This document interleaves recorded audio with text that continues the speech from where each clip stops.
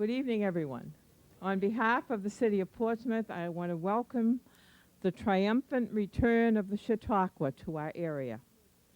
Approximately 70 years ago, 70 years ago, this tent show came to Portsmouth, and some of us vaguely remember, they do, some of us vaguely remember the huge tent down at the mill pond where the middle school is now, the children's shows with the clowns and music in the morning, the orators, the musicals, the plays in the afternoon and evening. Now these were days of great excitement and history and learning and a lot of fun for the people in those days here in Portsmouth. And now the Chautauqua's back in all of its glory, with P.T. Barnum and Horace Greeley and Harriet Beecher Stowe and a host of other celebrities from the past who are here in person. So dust off your history books and listen to them in person. CinemaScope and Living Color these days, and I'm sure you'll have a marvelous time with them. For opportunity is knocking at our door here in Portsmouth again, and we're taking advantage of this marvelous return of the Chautauqua. I welcome them all. Let's have a marvelous, memorable time. We all love it. Thank you very much.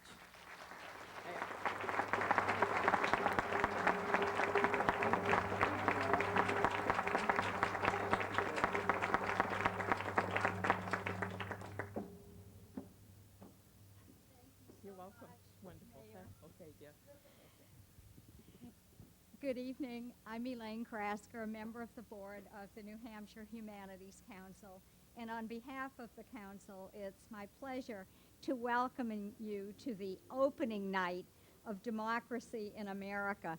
We're so pleased that you could join us for the first Chautauqua to visit Portsmouth in 17 years. And Eileen, I don't remember the last one. Before I introduce our featured guests this evening, I'd like to thank the Bank of New Hampshire, our generous underwriters who helped make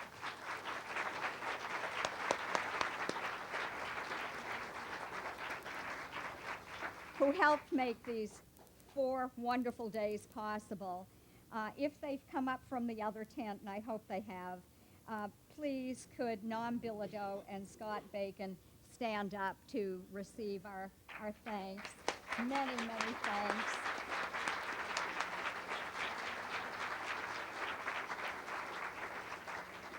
You've made it all possible. It's just wonderful. I want to remind all of you that in addition to tonight's tent show, we have a full range of workshops and breakfasts for children and adults that are happening all week. So check with our great volunteers in the back for a full schedule if you need it. I'd also like to ask that each of you take a few minutes after the show to fill out the evaluation forms that you've been given when you arrived. It's very important to the Humanities Council to know your reaction to programs such as these, and it certainly helps us with future programming. Now, I have the great pleasure to introduce Horace Greeley, a New Hampshire native and editor of the New York Tribune. Mr. Greeley will introduce the rest of our guests this evening. So, Mr. Greeley.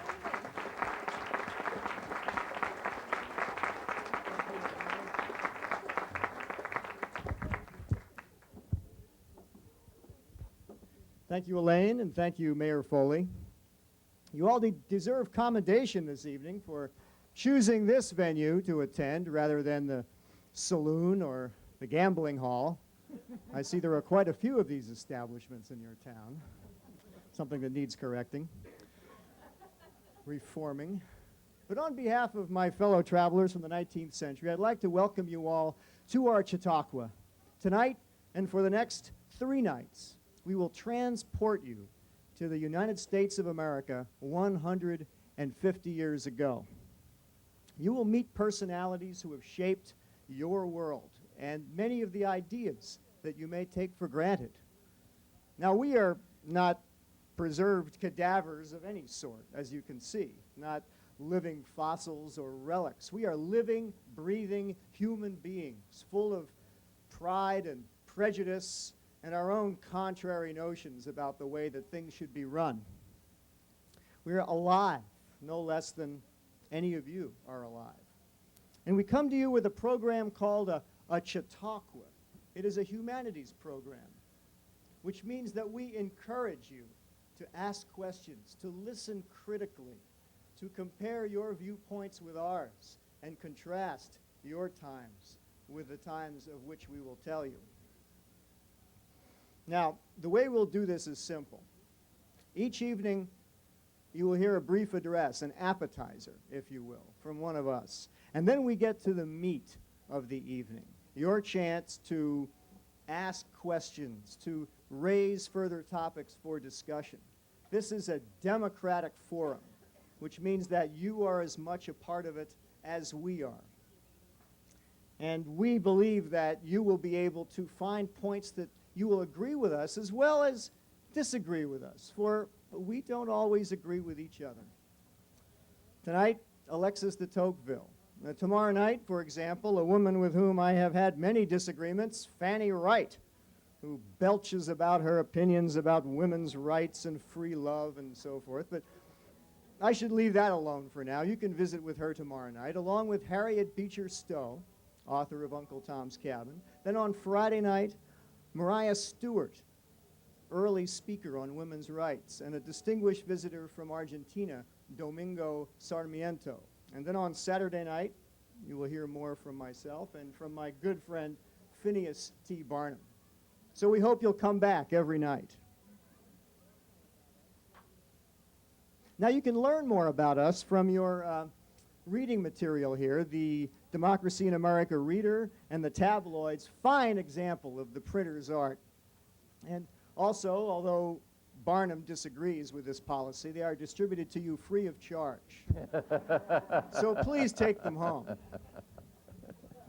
Now, Alexis de Tocqueville, born in France in 1805, an aristocrat, and therefore I introduce him with a few reservations, perhaps. He rose through birthright, I expect, as much as talent, to the position of assistant magistrate with the French government, and came to this country to study our peculiar system of democracy. Now, I didn't think much of Europe. On my second visit, I wrote back, "Ruins and antiquities are all right in small doses, but as a general rule, I prefer a daily newspaper with my breakfast." I found the Swiss to be honest, as a rule. Of course, they've practiced republicanism longer than any other race. I found the Germans a patient, stolid people. But I found the English too reserved. I found the Italians prone to cheat. And unfortunately, I discovered the French are far too fond of immoral behavior. Now, although he is a representative of a dying aristocratic class, perhaps since he comes from the north of France, he is exempt from this general principle. We will find out in just a few minutes, but first let me set the scene for you. Andrew Jackson, that despotic tyrant, is about to complete his first and hopefully last term as president. That marvel of modern engineering, the Erie Canal, has recently been completed and will soon transform New York City into an economic and social hub.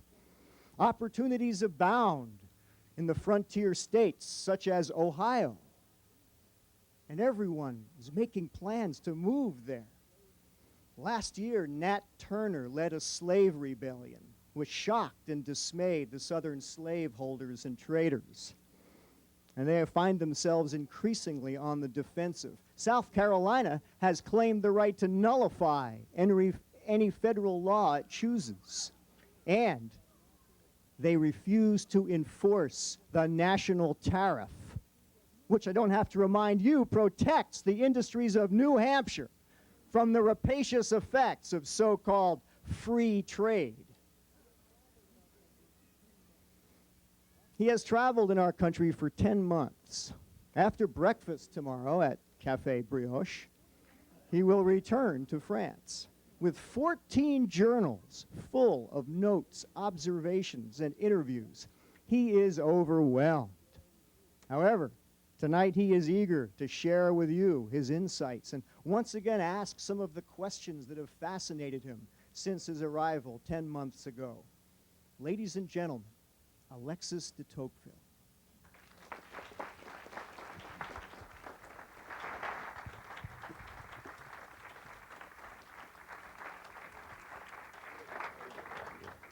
Merci beaucoup.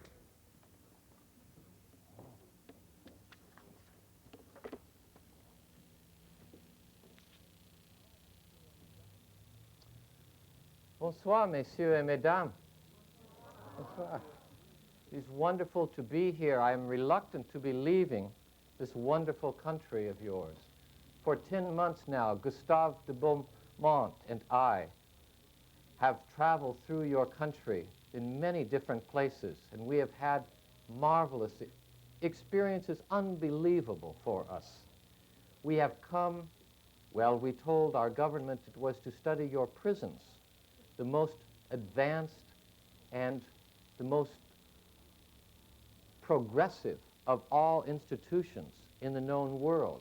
But our real purpose, as we wrote to our parents while we were on board the ship coming to America, our real purpose was to understand democracy in America. Democracy is the destiny of all peoples. And yet there is only one country in which democracy works.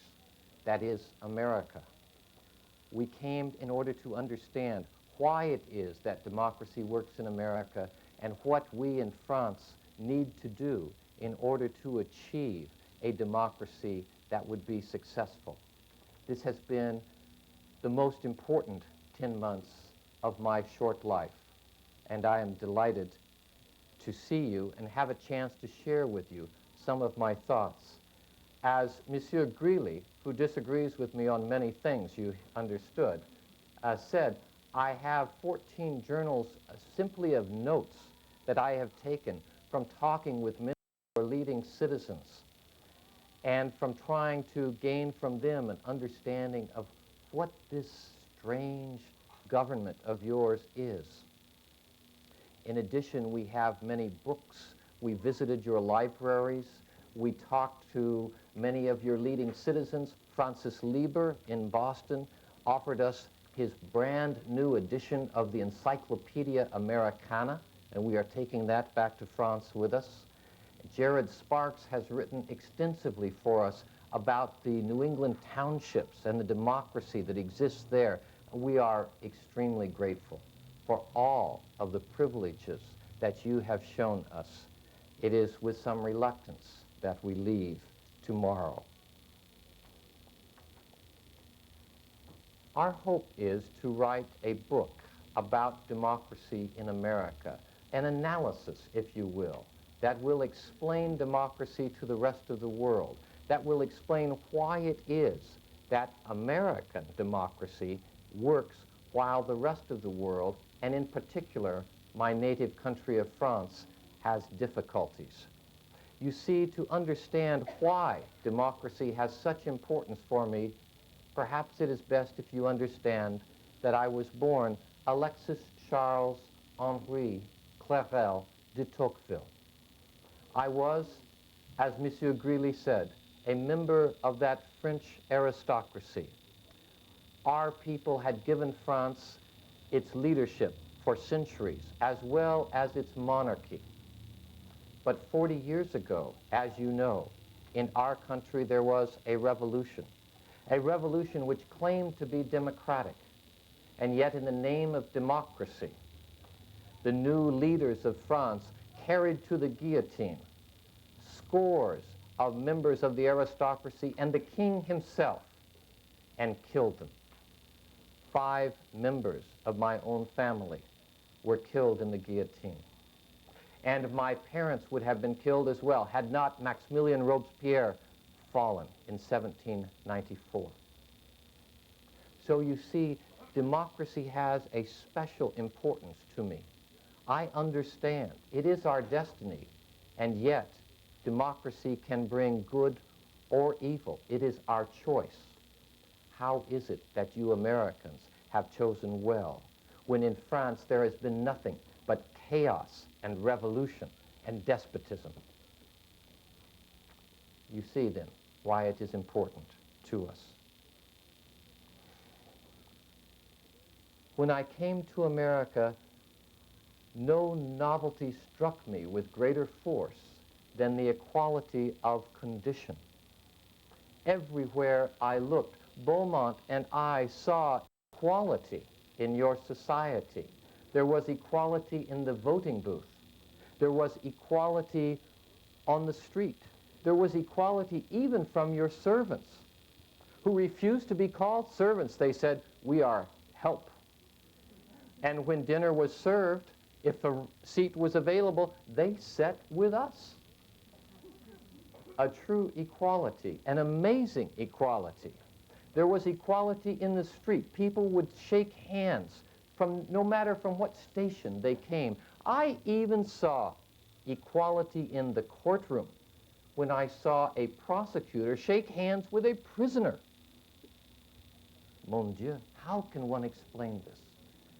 And perhaps a story that you will understand better than I occurred late in December last year as Beaumont and I were traveling down the Mississippi River for a wonderful rendezvous in New Orleans. And unfortunately for us, our steamboat ran into a sandbar and shuddered for a moment and then settled on the bar, and we were not moving anymore. First, as I wrote to my parents, we prayed to God, but there was no answer. And then we went to the captain of the ship, who sent us to the pilot. And we climbed up the ladder to the pilot's deck and asked him to please do whatever he could to get us to New Orleans, because we were needed there. He took a big puff on his pipe and blew smoke in our faces, and then said to us that the Mississippi River is like Frenchmen. They wander all over and never stay anywhere in the same place for a year. And with that, sent us away.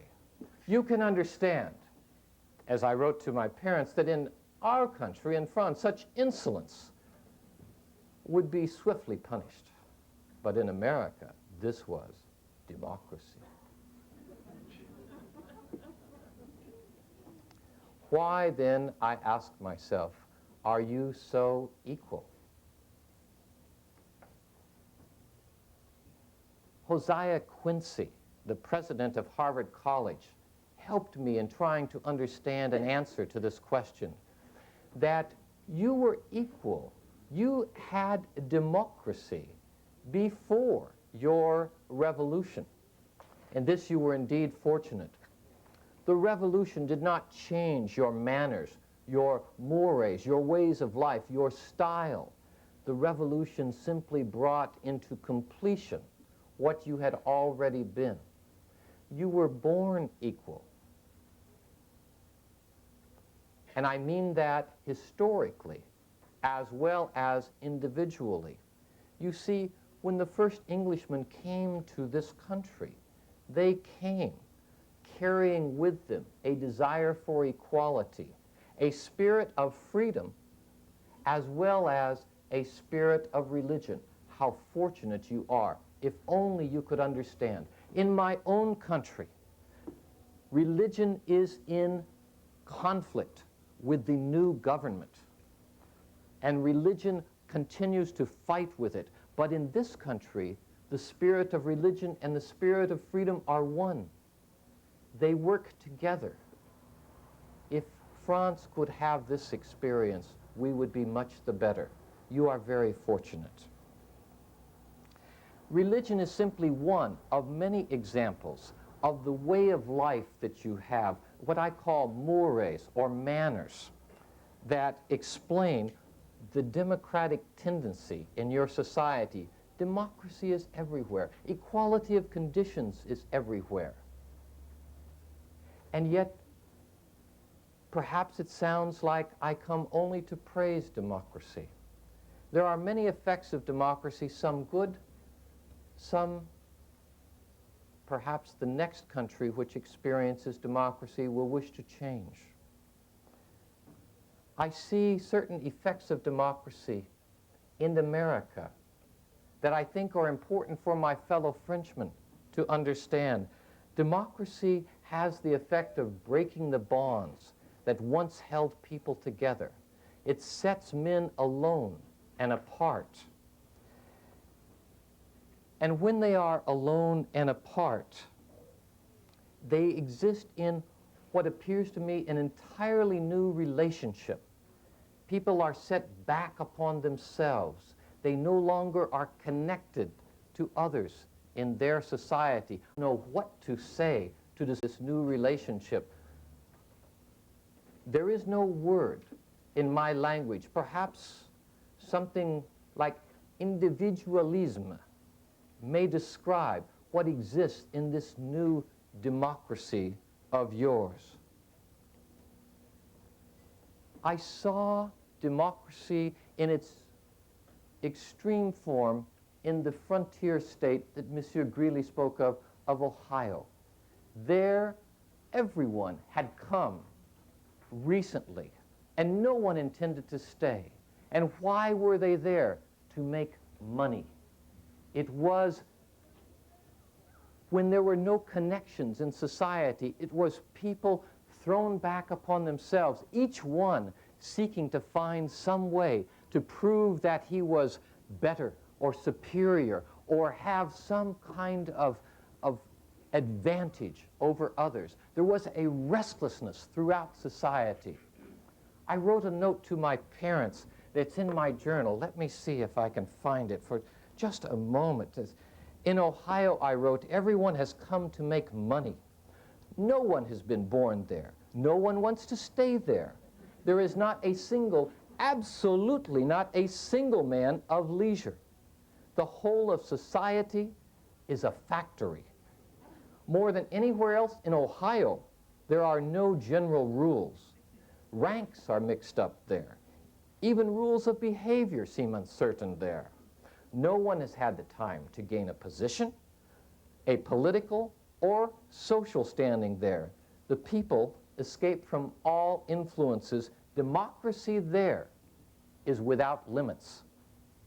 And when I spoke to lawyers in the frontier town of Cincinnati, they told me that they could not rely upon their reputation in order to gain votes if they wished to run for public office, but they had to go to, as the saloons, drink with the people and harangue with the people in order to be known and to get their votes. It was a strange society. Well, you may say, but that is Ohio. That is not Portsmouth. That is not New England. And yet I recall a conversation in Boston. Not a saloon. A salon in Boston. I was standing next to two gentlemen, well-dressed. One of them said, "It's a pretty good business. I will make $100 each tomorrow." And the other said, $100 each? That is a good business. What were they talking about? It turned out one was the city marshal. And on the next day, there would be a hanging. And he would receive $100 for each person who was hanged. Now, in my country, there would be great dishonor associated with such an experience. But in America, that's a pretty good business. There is no shame associated with making money. You are a commercial people. I hope you don't take offense at this. But Beaumont and I realized this immediately. The very first town where we arrived was Newport, Rhode Island. And you know, in that tiny village, there were 5 banks. Imagine 5 banks in this little tiny village. Why would anyone need 5 banks? You are indeed a commercial people. When people are set alone and apart, it appears to me that a vague restlessness engulfs the entire society. And men are forever worried that they may miss the shortest cut to happiness. They're always looking over their shoulder, wondering, did I take the right route? Do I have to change here? Must I switch and go in this direction? An American, I discovered, an American will build a house in which to pass his old age and sell it before the roof is on. He will plant a garden and rent it just as the trees are coming into bearing. Clear a field and leave it for others to reap the harvest. He'll take up a profession and leave it, settle in one place, and go off elsewhere in search of his ever-changing desires. Death steps in the end, and stops him before he has ever grown tired of that futile pursuit of this complete felicity which ever escapes him. We have had a marvelous experience trying to understand you Americans. Democracy. Democracy has dangers. You know, when I was in Philadelphia, I spoke to a Quaker, and I asked him a question. Is it true that the Negroes in Philadelphia are allowed to vote? Yes, he said, they have the right to vote, but they would never dare to use it. Why is that? Because they know that if they tried to vote, they would be beaten by the majority. I was in Baltimore. I spoke to Mr. Cruz, an editor. He told me some 20 years before, during, you call it the War of 1812? It's the war with England.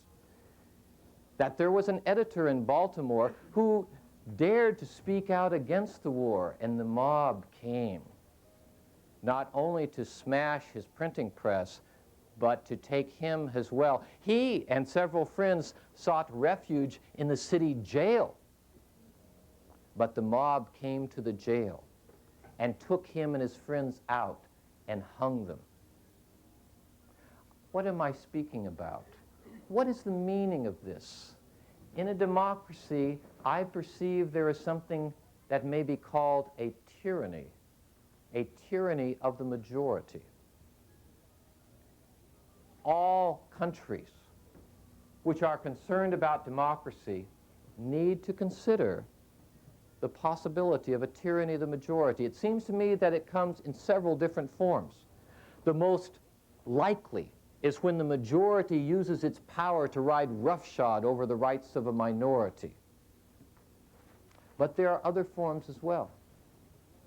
It seems to me that there might be a time when the majority is so caught up in its commercial enterprises, in its seeking after money, that it rouses itself from its political slumber only long enough to vote in its next group of despots, and then sinks back into its economic torpor. That, too, is a danger in democracy because people are so caught up in the pursuit of money. There is yet a third tyranny of the majority that I perceive as possible, and that is when a majority wants to protect its mediocrity and so censors or threatens any who might challenge it. And so ambition and talents are lost to the mediocrity of democracy. Now, all of these forms of tyranny have at their basis a kind of apathy and indifference, which is a danger of democracy. In that way, democracy can lead to despotism. And I have written in my notes that equality and despotism fatally complete each other. I have not seen this so clearly in America. As Monsieur Greeley said, there are ideas turning through my head. There are many things I have yet to try to understand and comprehend. 10 months is too short a time. So perhaps you will have a chance to suggest to me other ways of looking at America, ways that you think are important and valuable. Now, if these are the dangers of democracy, America offers to the world examples of ways to avoid these dangers. You have, first of all, a large country, and the physical expanse of your country makes it more difficult for despotism to arise because the power is so spread out geographically. In addition, you have a marvelous system of laws that the people themselves create and thus respect and obey. I wish that France could experience your example. And then you have some very important characteristics of your culture. Religion. Religion in America acts as a gentle brake upon democracy rather than a warring opponent. Religion, I think, is one of the most important of your characteristics that help democracy to keep from spinning out of control, from going beyond its boundaries, from turning into anarchy and despotism. Religion that acts as a brake. Religion helps people who are alone and apart to see each other as brothers and sisters and to recreate a sense of community that democracy tends to destroy.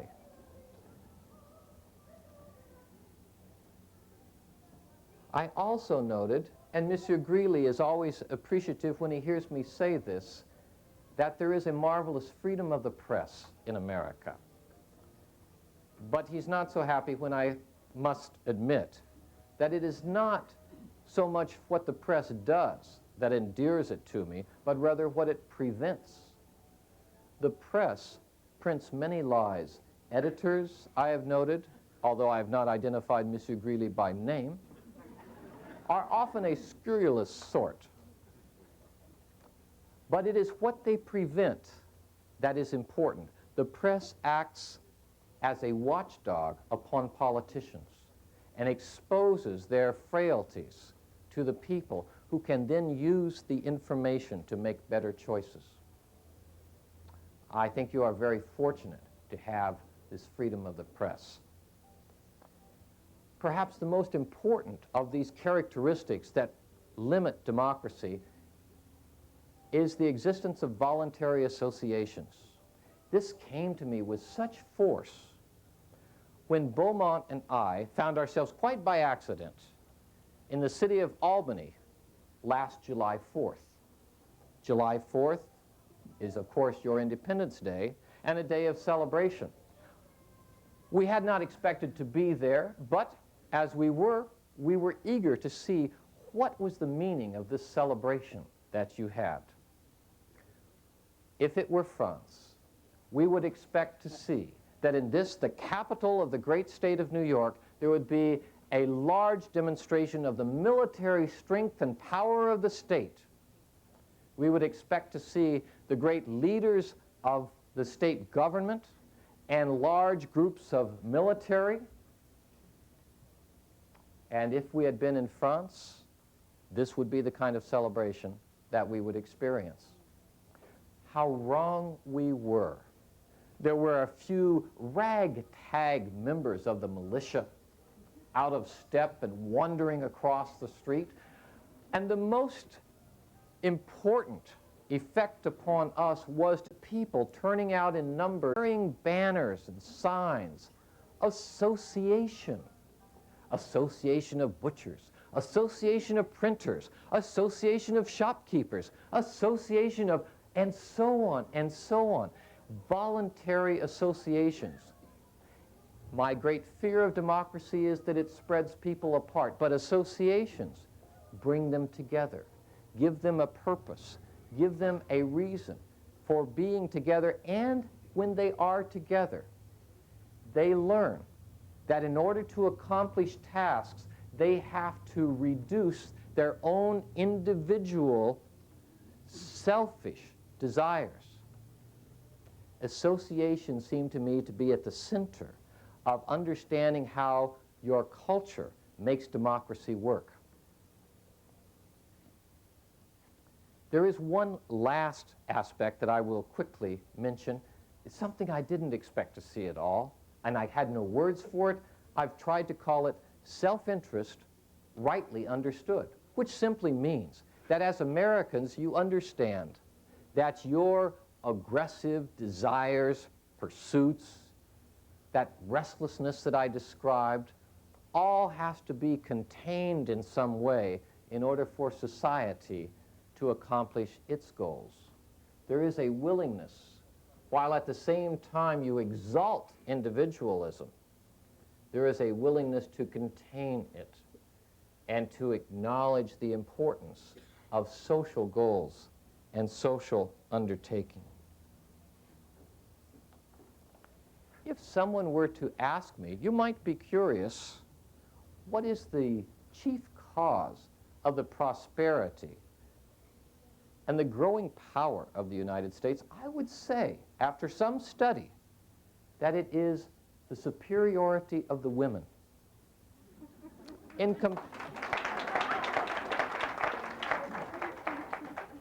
And I thank you, men, for the applause. In comparison, I mean, to French women. Now, the American men have understood equality better than any society on earth, have prized women and raised morally and intellectually to the level of men in their society. And I find this the best understanding of equality that could possibly exist in our current society. I am amazed at this. Now, I heard some murmurings in the audience. I want you to understand, please, while I was in America, I received a letter from my good friend, Louis de Kergolay. Louis wrote me to say, your parents have arranged a marriage for you. A wonderful woman of the aristocracy, a little older than you perhaps. But it was too late. By then I had already seen America. I had already seen how women are raised in independence in America and given the right to choose their spouse. And I wrote back to Louis and said, this will never happen for me. Please understand that a Frenchman, and I hope all Frenchmen would, as I, give great applause to the women of America. Now, as you can see, I am very hopeful about democracy in America, but I would not be right to leave you without mentioning one area which gives me great fear, an area which I think may spell the end of American democracy, although not the end of democracy. That is something which at first I did not understand or perceive, perhaps in part because our boat first came to the northern part of the United States. But I'm referring to the existence of the three races in America: the European, the Indian, and the Negro. Now, in natural intelligence, all three races are equal. But the European is by far the superior in talents and in wisdom and in power. His future in America seems clearly secure. But what of the other two races? The European treats them as humans might treat animals. He bends them to his will, and when he cannot bend them, he destroys them. When I came to America in these last 10 months, already your president, Monsieur Jackson, was busily working to move out of the southeast areas of Georgia and Kentucky and Tennessee, Native American tribes. I had never seen an ability to destroy human beings while at the same time paying greater respect to the laws of humanity than what I saw of these Native Americans. When we were on the Mississippi River, a tribe of Choctawians came to our boat. It was the most dismal, depressing sight. It will stay with me for the rest of my life. The Indian is free and independent in the forest, but if he wishes to join the white society, he must come as a poor and ignorant man into a society where wisdom and wealth prevail. Is it any wonder that he refuses to do so? And the European, for his part, is all too eager to let the Indian die in ignorance and distance. What about the Negro? His situation is different. The Negro is inextricably linked to the future of America and the future of the white race. Slavery has made that happen. But slavery will not continue in the United States. That is clear to me. When I was on the Ohio River, my steamboat going down the Ohio, on one side was the slave state of Kentucky, on the other side the free state of Ohio. In Ohio, everything busy and bustling, buildings going up and people moving in. Kentucky, placid, quiet. How could one explain this? I turned to the people on my boat. How can you explain this difference? There are two sides. There the climate is the same, soil is the same here. But here, and they told me, it is because of the existence of slavery. Immigrants coming to America do not want to compete with slave labor, so they come to a free state and they bring their talents and they bring their ambition to Ohio. But Kentucky remains slave. And it is a problem not only for immigrants, but also for the slave owners themselves who become lazy as a result of having slave labor. Slave labor will not continue. But it is not simply because of economics. It is because already, with this vast outpouring of equality, slavery is being ended in other parts of the world. The English are already eliminating slavery from their colonies. And so slavery will come to an end. And that has brought me to my next question, I think my most important question: what happens to America when slavery ends? All around the United States, this question, what will happen when slavery comes to an end? 30, 40, 50 people, I asked. Always the same answer. Always the same answer.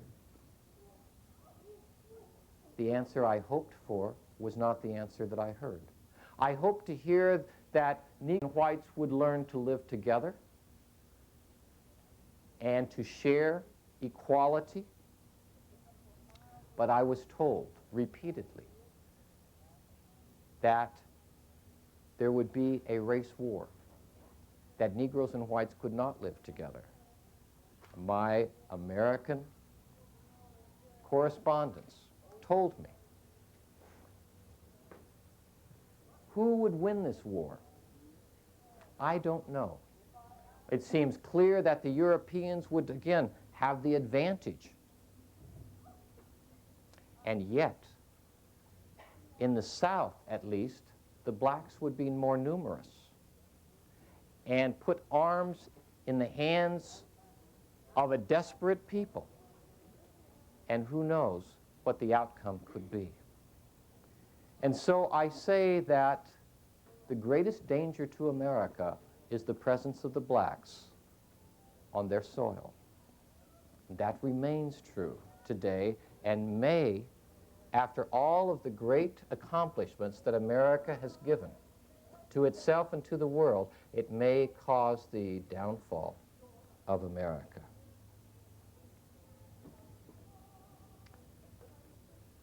I still have many questions, many thoughts, and many ideas about America. Could I conclude by reading to you a few of my notes that I'm not quite sure what to do with? And I ask you if you could help me. Beaumont and I both would appreciate hearing from you what these things mean to you. Here are some notes that I have scribbled as I have traveled through your country, from New York to Boston, across to Detroit, up to Saginaw, a short time in Canada, and back to New York and Philadelphia and Baltimore, and across the Ohio, by land through Tennessee and Kentucky to the Mississippi, down, as I said, we finally did get off the sandbar. I never heard the end of that story, to New Orleans, and then back up to Richmond, by boat to Washington, D.C., where I met with President Jackson, observed your House of Representatives, and then back up to New York, and finally here in preparation for leaving. Some of the things that I have written, please tell me.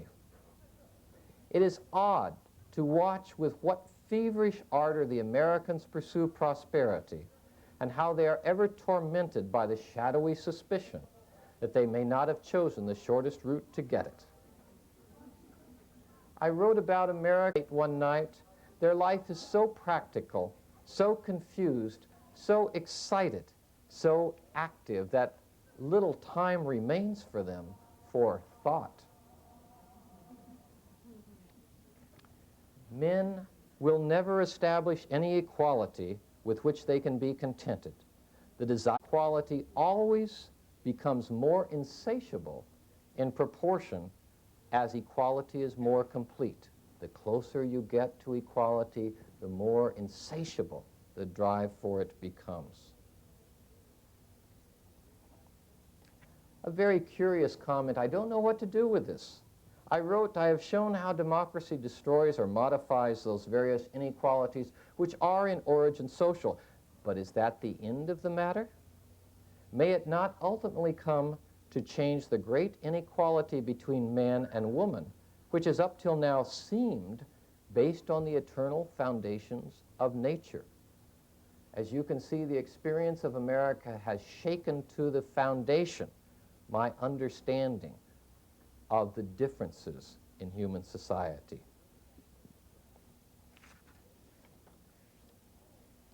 I wrote about General Jackson.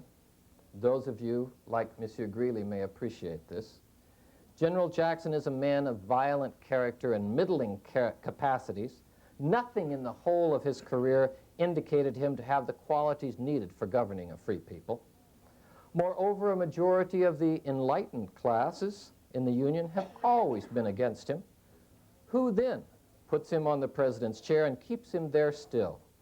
It is all due to the memory of a victory won 20 years ago under the walls of New Orleans.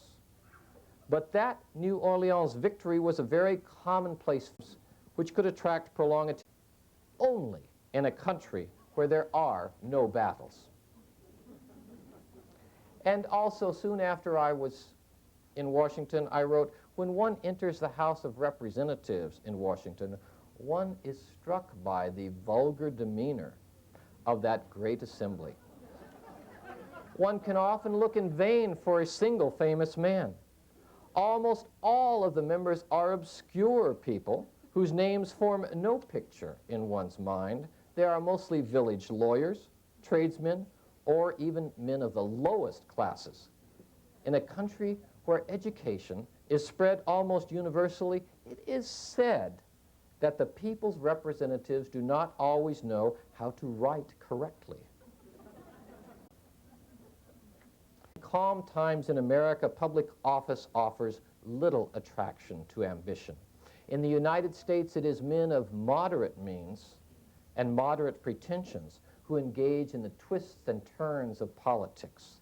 Men of parts and vaulting ambition generally avoid power to pursue wealth.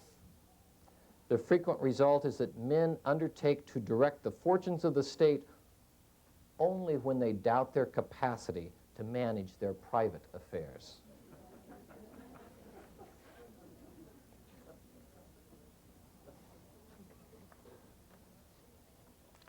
And I also wrote, democracy does not provide a people with the most skillful of governments, but it does that which the most skillful government often does not do.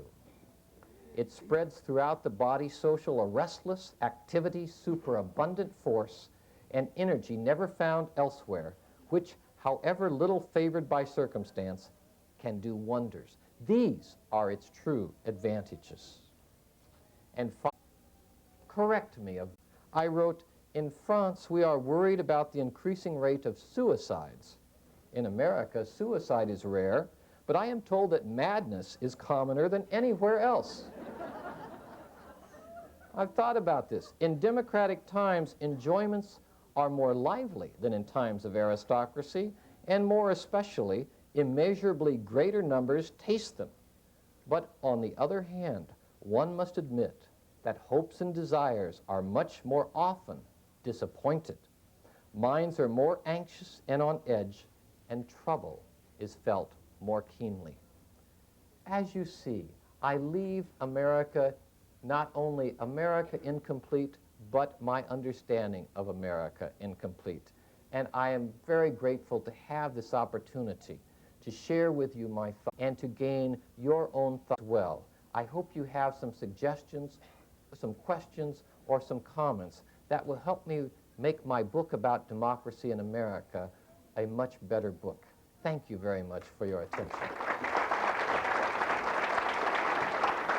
Very good.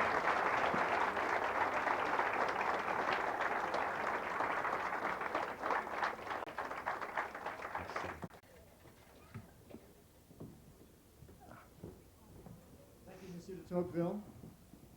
We have a reporter in the back who's been taking down your talk. We will have it in the newspaper tomorrow.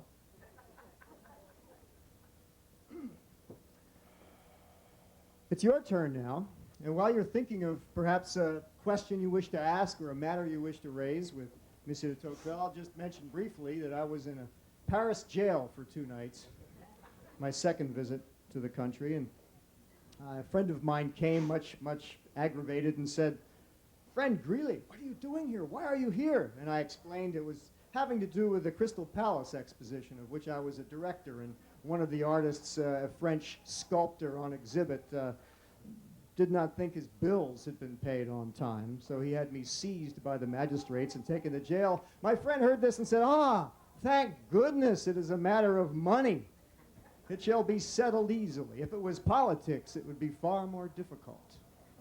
You take your politics very seriously, France. I was glad to hear you discuss relationships of men and women based on nature rather than on some political theory. I suppose we should jump right into it. I should say that I have some doubts about extending marriage to women, insofar as it would decimate the domestic sphere, which is the only hope, the cradle of our civilization. How would you feel about, would they, a majority of the best women I know do vote, but should they to vote, how would you feel about extending the franchise to the fairer sex? Monsieur Greeley, I am delighted to see that you and I finally agree on something, that it is indeed true that, as I tried to say, the example of America was one of a remarkable understanding of the importance of women as the supporters and providers of virtue in the society. As such, they were best equipped to be the mothers of society and to handle, to take care of the life of the home.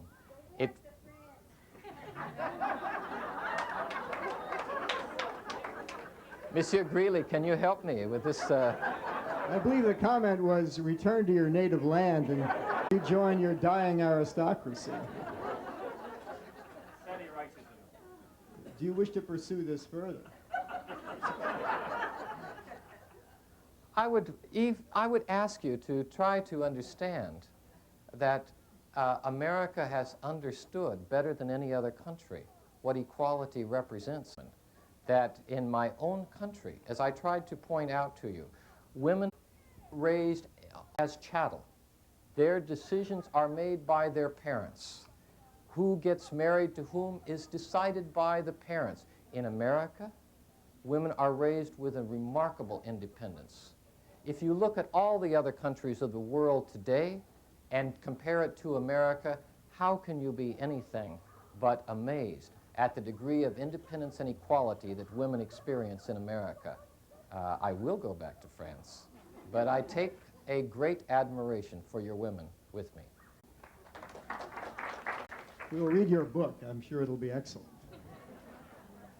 Have any questions or comments for Monsieur Tocqueville?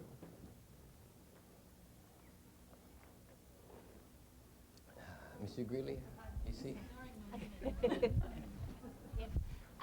You mentioned the importance of religion in America, and then later on you talked about some of the tyrannies, and one of those was the tyranny of the majority. And to me, those are kind of contradictory, because I see religion as also possibly being a tyranny of the majority, especially today, where the majority can use the religion to be exclusive and exclude other groups. Do you see anything like that as a possibility?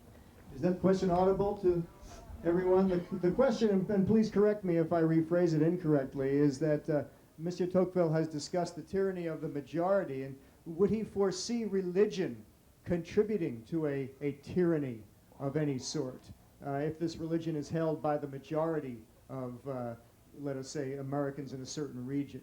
Is that a fair restatement? Right, because you also said that religion was one of the key parts that made American democracy different. Because of the importance you ascribe to religion in restraining the excesses of democracy. Wait, in my own country,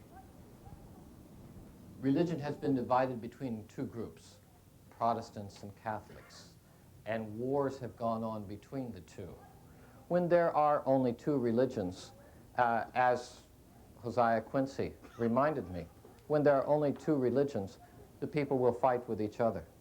But in America, there are many religions. You have established a Bill of Rights, an amendment which declares the freedom to worship as you wish. And it is because of the many religions that you have this freedom is enshrined in your... I can only perceive the possibility of a tyranny of the majority if all religions, or the vast majority of them, agreed on certain principles. And my experience is quite the contrary. In America, religions have moved away from the Catholic faith, which I think is the mother of the important faith, and have continued to go from one step to the next, on and on. You have something here called Unitarianism, which can't even decide what it is about. I went, when I was in upstate New York, I went to see a Shaker meeting, and they had a few platitudes of worship, and then this very strange dance. They were in two rows, and the men took positions like standing dogs, and then this low, baleful sound came, and it persisted for about 15 minutes. It was the most peculiar thing. All this in the name of religion. The man who brought us there, as we were leaving, turned to Beaumont and me and said, you know, a couple more experiences like that, and